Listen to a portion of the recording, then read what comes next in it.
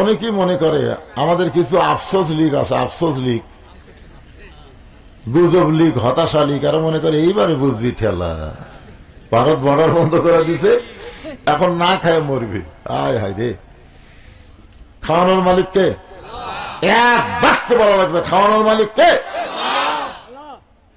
আমা মিন দাব্বাতিন ফিল আরদি ইল্লা আলাল্লাহি রিজকুহা, পৃথিবীতে এমন কোন বিচরণশীল প্রাণী নাই যার রিজিকের ব্যবস্থা আল্লাহ করে না।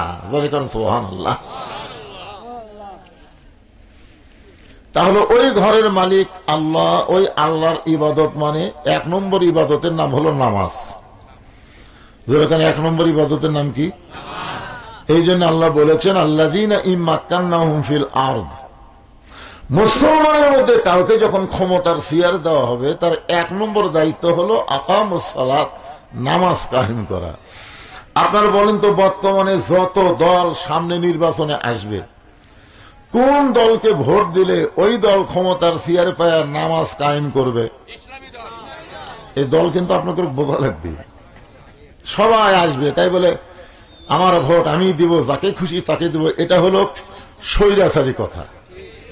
আমার ভোট আমি দিব, দেখে শুনে বুঝে দিব। জোরেখন কথা ঠিক কিনা? যাকে খুশি তাকে আপনি দিতে পারেন না।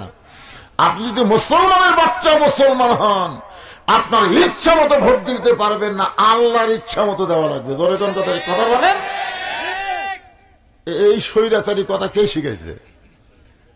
তাহলে আপনি বাসত চড়েন, সেটা জানলাতে হাত বাড়ি করে বলবেন আমার হাত আমি রাখবো, যেখানে খুশি সেখানে রাখবো। এইটা জানলাতে হাত বাড়ি করে দেন তো দেখি কত বড় বড়। শেরপুর পাওয়ার আগে হাসপাতাল যাওয়া লাগবে। জোরে কোন কথা ঠিক কি না? একটা স্লোগান মারলো আর আপনার সমানে হো হো মেরে দিলেন।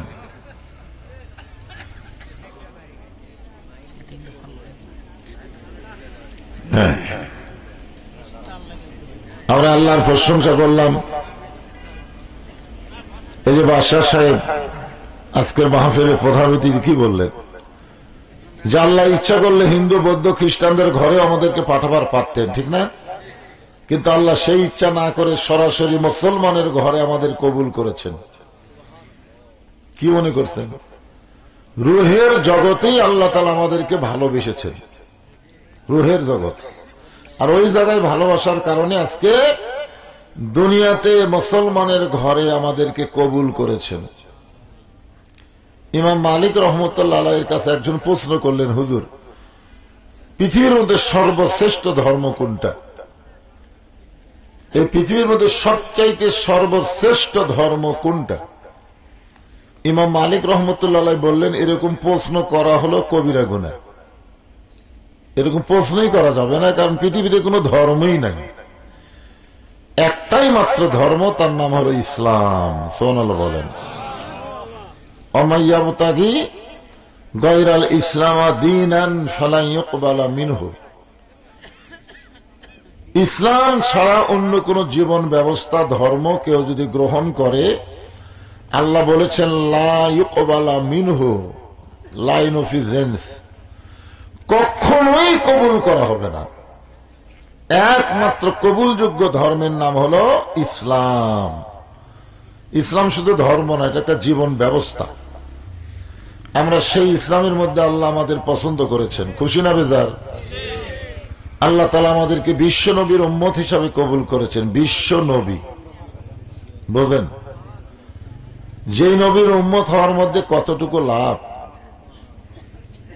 এই দুনিয়া থেকে আল্লাহ তাআলা যখন ঈসা আলাইহিস সালামকে চতুর্থ আসমানে নিয়ে গেলেন, ঈসা আলাইহিস সালাম কিন্তু এখনো জীবিত আছে। কোথায় আছে? চতুর্থ আসমানে। যেরকম কোথায়? তো আল্লাহ যখন নিয়ে গেলেন ঈসা আলাইহিস সালামকে দুনিয়া থেকে, তখন ঈসা আলাইহিস সালাম বললেন, আল্লাহ মানুষ দুনিয়াতে মরার জন্য যায়। এটা কিন্তু খুবই গুরুত্বপূর্ণ কথা। আমরা দুনিয়াতে এসেছি বাঁচার জন্য না মরার জন্য? এই কথাটা সবাই স্বীকার করেন। বাঁচার জন্য না মরার জন্য? কয় না রে। আপনি মনে হয় বাঁচবেন নাকি? দুনিয়াতে আল্লাহ পাঠাইছে মরার জন্য। এই দুনিয়া থেকে যখন নিয়ে যাবে একটা জায়গায় আমাদেরকে রাখবে, সেখানে আর কোনো মৃত্যু থাকবে না। থাকবে? বাল তুসিরুনাল হায়াতাদ দুনিয়া ওয়াল আখিরাতু খায়রুন ওয়া আবকা। ঈসা আলাইহিস সালাম বললেন, আল্লাহ, দুনিয়াতে মানুষ যায় মরার জন্য, কিন্তু আমার তো মৃত্যু হলো না। আমাকে আপনি চতুর্থ আসমানে নিয়ে আসলেন, আমার কি মৃত্যু হবে না? আল্লাহ বললেন, কুল্লু মান আলাইহা ফানিউ ওয়া ইয়াবকা ওয়াজহু রাব্বিকা যুল জালালি ওয়াল ইকরাম। একমাত্র আল্লাহ ছাড়া সবাইকেই মরতে হবে। এমনকি যে আজরাইল আমাদের জান কবজ করে, এই আজরাইলও কিন্তু মরবে। আপনাদের কি মনে হয় আজরাইল মরবে না? যখন সমস্ত জীবন কবজ হয়ে যাবে, সবাই যখন মরে যাবে, তখন আল্লাহ আজরাইলকে বলবে, আর কে আছে? আজরাইল কয়েকটা ঘুরেন দিয়ে বলবে, আল্লাহ আর কেউ নাই। আল্লাহ বলে, ভালো করে দেখো আছে। আজরাইল বলে, না আল্লাহ কেউ নাই। আল্লাহ কাছে আছে, ভালো করে দেখো। বলছে, না আল্লাহ কেউ নাই। তাহলে তুই? আজরাইল কয়, আমার কথা আমার মনেই নেই।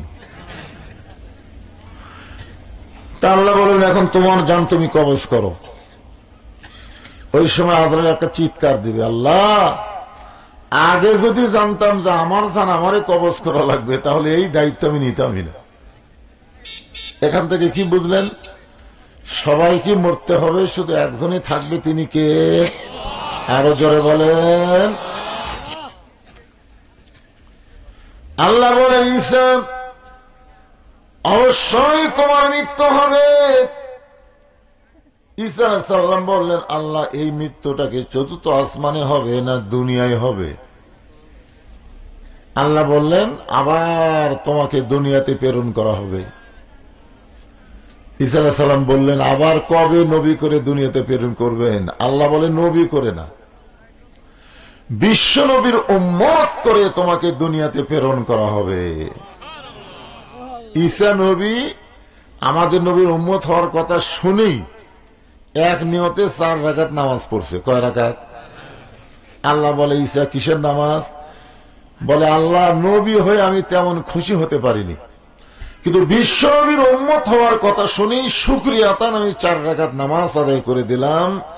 কারণ নবী হওয়ার চাইতে বিশ্ব নবীর উম্মত হওয়া আমার কাছে কোটি কোটি গুণ সম্মানী। সুবহানাল্লাহ।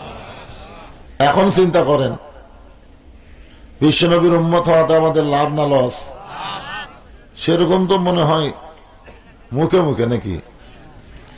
তাহলে আমার সঙ্গে সকলে একটু বলবেন, নবী না হয়ে দুনিয়ার, না হয়ে ফেরেশতা আল্লাহর, হয়েছি উম্মত আপনার, তার তরে শুকুর।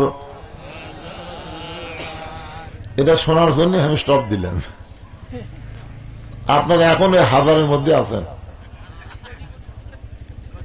আপনারা বলেন তো, এই যে গজলটা যখন লেখছে, তখন মানুষ হাজারের উপরে হিসেবই জানতো না। তখনকার লোক কি মিলিয়ন বিলিয়ন এগুলো হিসাব জানতো? আমার দাদা দাদি আমি দেখছি ছোটবেলায় খালি কুড়ি হিসাব করছে। কুড়ি, 1 কোটি, 2 কোটি, 3 কোটি। কুড়ি তো বোঝেন 20, এই 20 পর্যন্ত হিসাব জানে। তারপরে আবার নতুন করে কুড়ি, আবার নতুন করে কুড়ি। তখনকার লোকেরা 100 হিসাব জানতো না। আর ওই সময় কইছে 1000 বার, আর এখনো বলে 1000 বারই আছে। যেটা আমরা সবচেয়ে বেশি জানি সেটা হলো কৌটি, ঠিক কিনা বলেন? কৌটি বার, এটা বেশি জানেন না যে কৌটি? এই জন্য সকলে বলেন, তার তরে শুকর কৌটি বার, আলহামদুলিল্লাহ, মাশাআল্লাহ।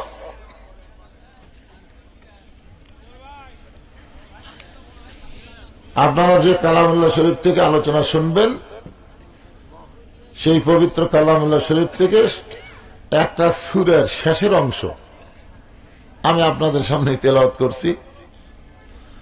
ফালিয়াবুদু রাব্ব হাযাল বাইত, ওই ঘরের মালিকের যারা ইবাদত করবে, ওই ঘর মানে আল্লাহর ঘর। যেরকম কার ঘর? আল্লাহর ঘর মানে কাবা ঘর। প্রত্যেকটা মসজিদ ঘরের মালিককে না আপনি? তাহলে জোরে বলতে কি হয়? মসজিদের মালিককে।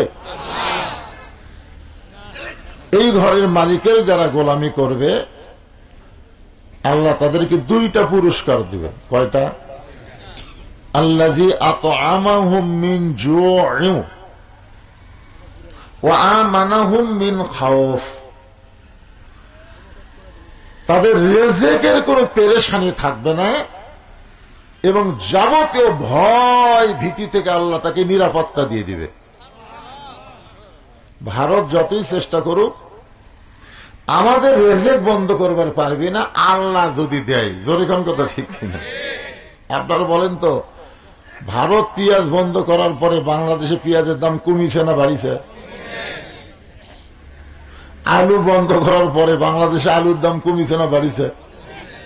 চিনি বন্ধ করার পরে চিনির দাম কমিছে না বাড়িছে? ইন্নাল্লাহা ইয়ামুরুকুম আন তুআদ্দুল আমানাতি ইলা আহলিহা ওয়া ইযা হাকামতুম বাইনান নাস আন তাহকুমু বিল আদল। আল্লাহু আকবার। তাহলে ১ নম্বর নামাজ। যেখানে ১ নম্বর কি? আল্লাহর ইবাদতের মধ্যে ১ নম্বর হলো নামাজ। ৫ ওয়াক্ত নামাজের ভিতরে আবার সবচাইতে গুরুত্বপূর্ণ নামাজ হলো ফজরের নামাজ। খুব খেয়াল করবেন, আপনাকে কোন নামাজ বেশি মিট যায় এটাই তো গুরুত্বপূর্ণ। ফজরের নামাজ কেউ যদি বাড়িতে পড়ে তাও মুনাফিক। দেখছেন, আপনি যদি ফজর নামাজ বাড়ির ল্যাপর থেকে বাইরে হয়ে কোনো মতে পানি গরম করে উজু করে ওরে বাবারে করে কাশি যদি ঢক ঢক করে মারেন, রাসূল বলেছেন মুনাফিক ছাড়া ফজরের নামাজ জামাত মিস করে না। তাহলে ফজরের নামাজ কোথায় পড়া লাগবে? জামাতে, মসজিদে পড়া লাগবে। নবী হলেন ইমাম, সাহাবীরা মুসল্লি। ২ ওয়াক্ত নামাজের পরে আল্লাহ নবীর সাহাবীর দিকে মুখ ঘুরে বসতেন। ২ ওয়াক্ত নামাজের পর। কয় ওয়াক্ত? যে নামাজের পরে কোনো সুন্নত নাই, নফল নাই। ৩ ওয়াক্ত নামাজের পরে কিন্তু সুন্নত নফল আছে, আছে না নাই? জোহরের পরে সুন্নত নফল আছে না নাই? মাগরিবের পরে আছে না নাই? এশার পরে আছে না নাই? কিন্তু ফজরের পরে, আসরের পরে নাই কেন? আপনার বলেন তো, ৩ ওয়াক্তর পরে আছে, এই ২ ওয়াক্তর পরে নাই কেন? না জানলে কবেন জানি না। এই জানি না করলে তো জানবার পারবেন, ঠিক কিনা বলেন? হ্যাঁ,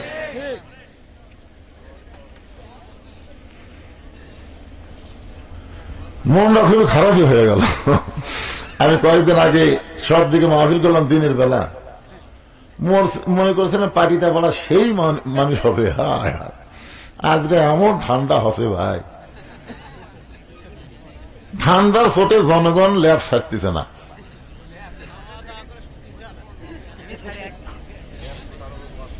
আরে এবারে বেড়াকে ঘুর ঘুর করে রে, ভিতরে আয় বা